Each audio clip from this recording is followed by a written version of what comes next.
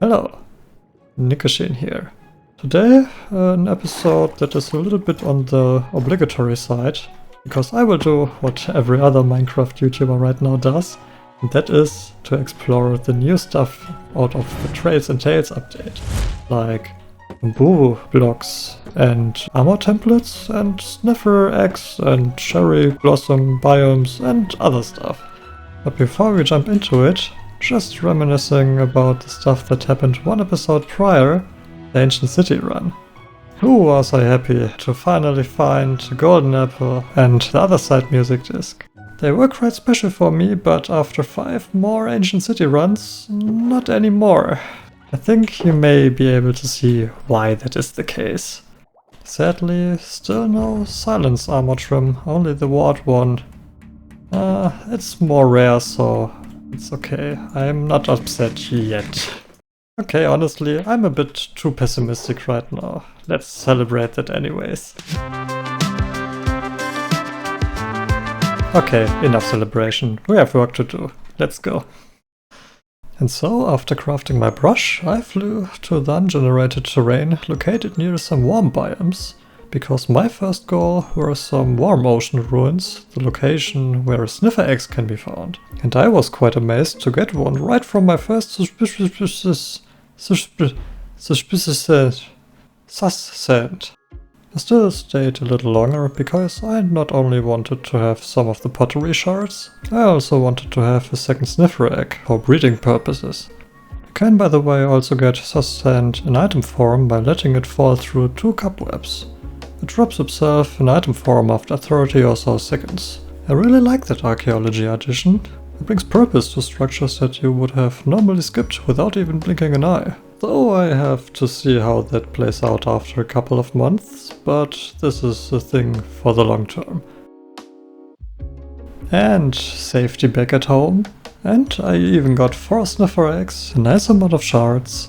But let's now place that sniffer egg first.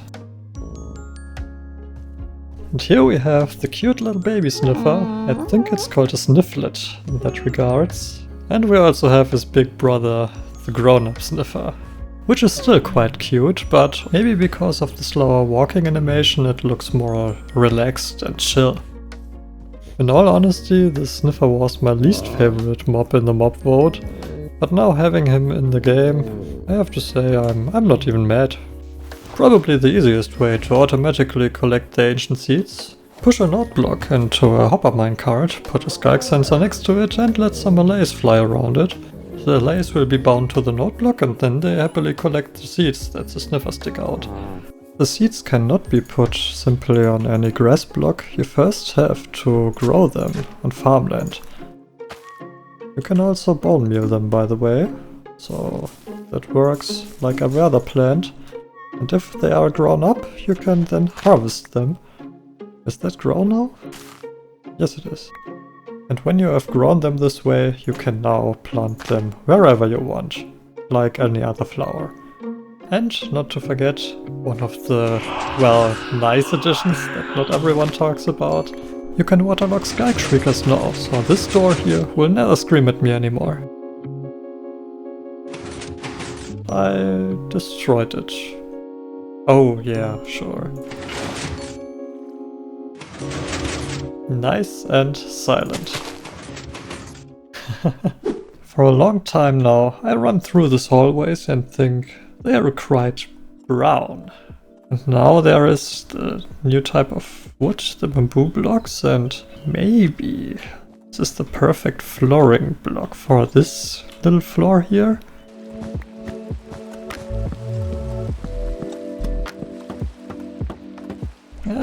Maybe a little too extreme. But then again, with a bit of carpet... Oh no, no. Please not, I think. Then how about... I think that can work. Can also make bamboo planks out of them. And use them instead.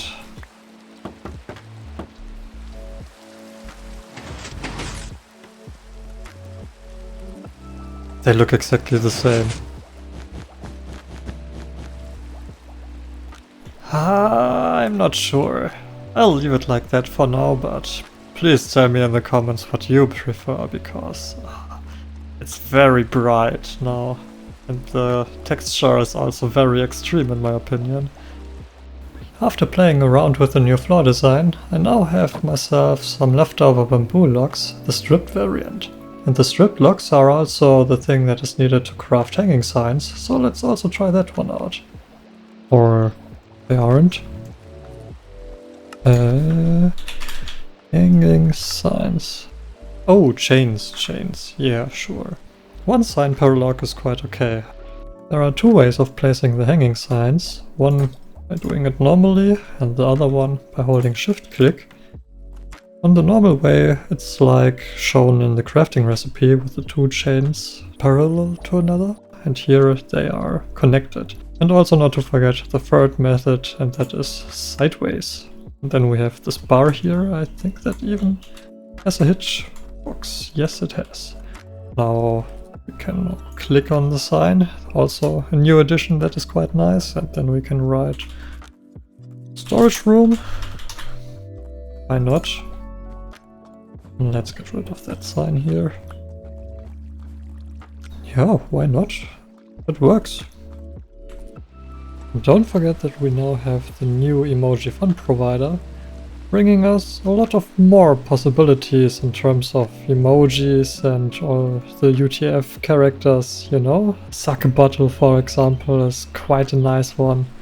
And also the chopstick emoji that can be used quite nicely for bamboo farms. No, honestly, you should really check that out, because you would be surprised what is actually possible now.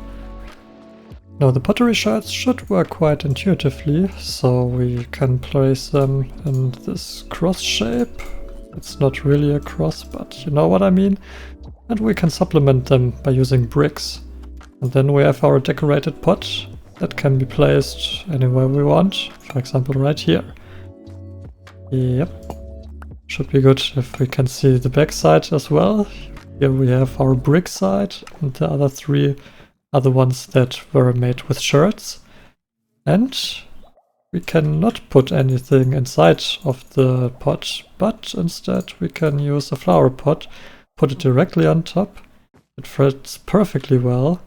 And then we can place all our standard flowers and saplings inside. Also, what I've already seen other people do is put fence gates inside, or better to say on top of the pots, because then you can also add some oak leaves, which gives out the impression of the plant that is chucked inside it.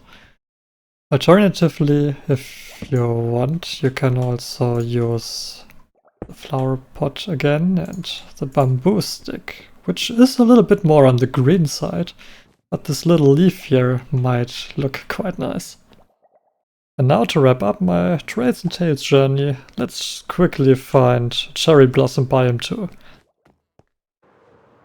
Oh, I found something. Yay! Okay. Oh, that took way too long. So let's quickly destroy the environment, starting with the logs here. And also some of the stuff that is here on the ground, the petals. And to wrap it all up, grab ourselves some saplings. Back at home, the cherry wood production is fully in action, and the petals can also be farmed rather easily. Just can use bone meal like every other plant. The first times the corners fill up, and if you then click on them again, they drop an item form.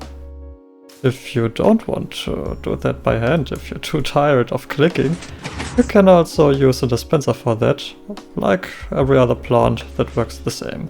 And down here, never on camera before, my too tall flower farm.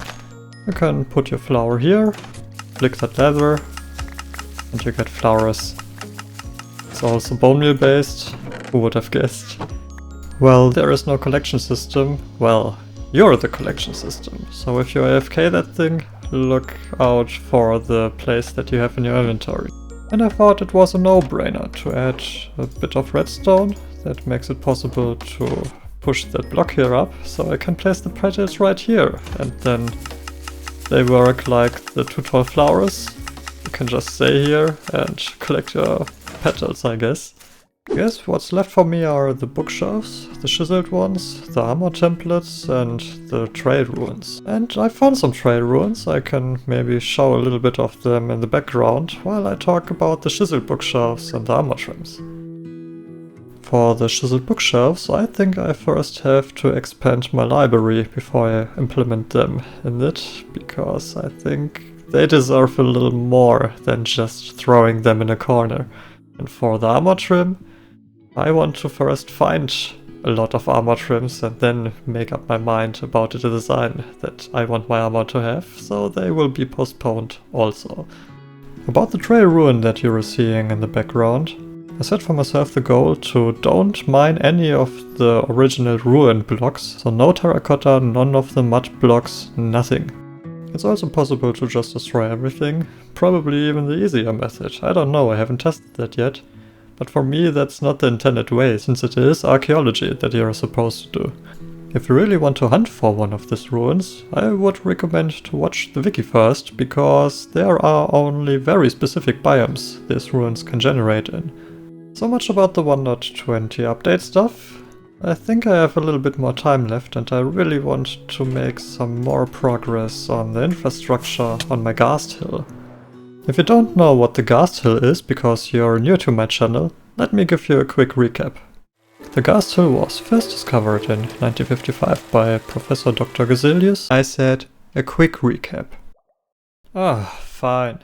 The Ghast hill is a hill with the whereabouts of the Ghast named Ghaslin, the adoptive daughter of Nikushin. While currently under construction, when finished, there will be various farms located around the hill. All the farms are connected to the center via railway, so Ghaslin can be sent there to destroy the blocks that are being generated at each farm using her fireballs.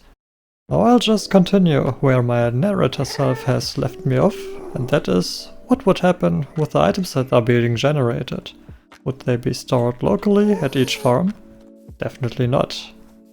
The items will be sent here in the center, where I thought about building a wall of chests and item sorters on top, so I would have all my items here. But then I thought that would be a very static approach.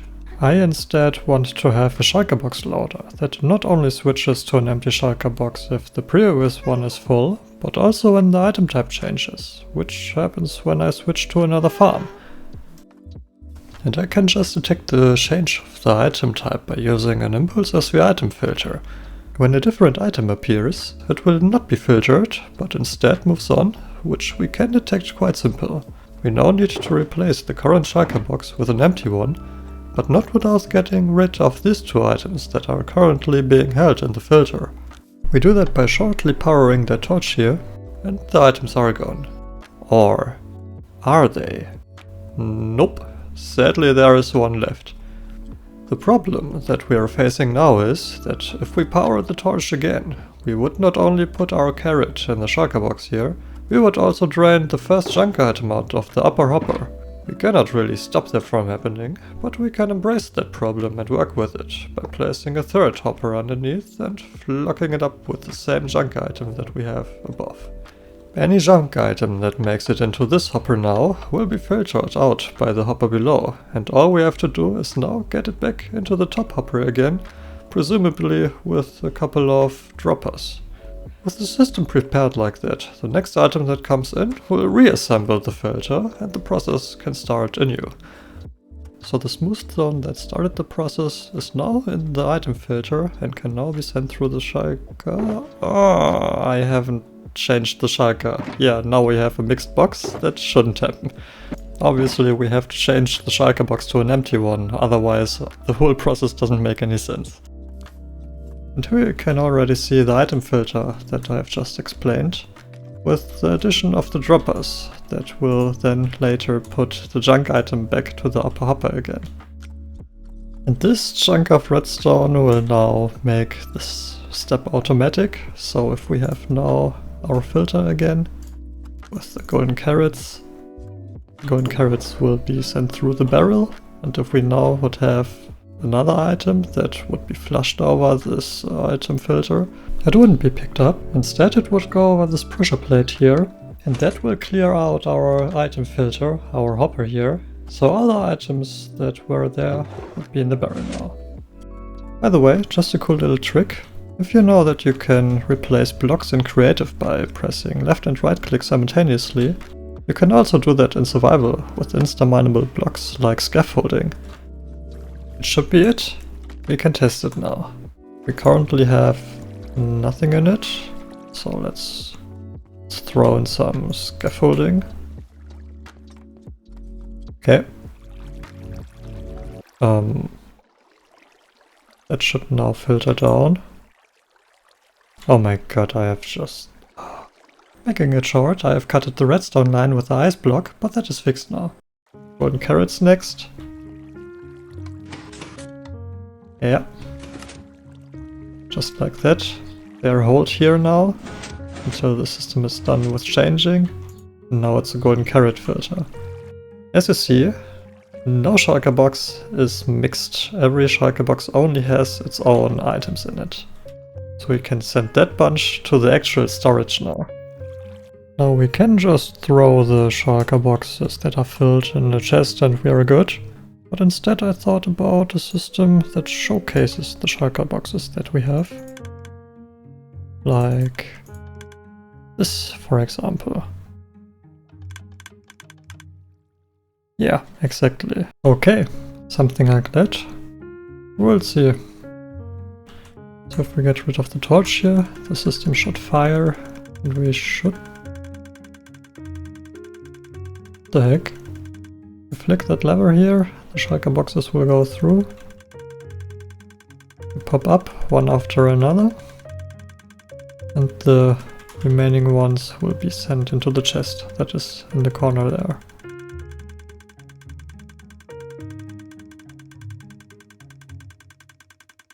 Now we've made it to the end. Now, yeah, that looks good. That looks very good. You can see it on the particles. And yep, definitely worked. Did I sound a little tired in the previous clip? If so, then probably because I was. No, seriously, you shouldn't do redstone when you're feeling tired. There is nothing good that comes out of it. Anyways, you see this thing here, this blob of blocks that doesn't make sense from the outside? Yeah, this is again an interior that doesn't have an outside. The theme of mine that I continue since quite some time now. But the inside, I think, looks quite nice. So this is the same place you have seen before. If you open up the floor, then you see some familiar stuff down there. I think I managed to hide it very nicely. And I also did a little bit of AFKing, and obviously the items made it to the right spot. Another thing that I had to realize was that I needed a button to manually eject the shulker box that is currently being filled up, because I was sitting at the mud farm now and there is no mud shulker box, it's still up in the system. And because of that I also added this button here, manually shulker box ejection. It will get loud in a couple of seconds. I probably have to tune that down for the video. And this should be the next spot. That's the wrong color. But it is the mud that I talked about. Still. It doesn't look... Oh man. Okay, never mind. So, if you have any empty shulker boxes here, you don't have to mine them. You can just click the buttons here and you get the shulker boxes out of the system. And to get them back up into the shulker box loader, we can just place them here in the dropper. And they're gone. Nice and simple. Nice and simple. Yeah, I feel quite good about that. I think now I'm ready to actually build the facade around. Not in this episode though, maybe next one. Little spoiler, I'm already planning on the little project here again, another farm that will be added, but more to that later. Because for now I have to bring that video out. The thing is, I have made a 120 video and 120 is here by a couple of days. Is it even weeks by now? I don't know. Anyways, this video has to go out quickly. So, this is all for me for today. Quite an abrupt ending as always. Thank you for listening, thank you for tuning in, have a nice day, and see you hopefully next time. Bye!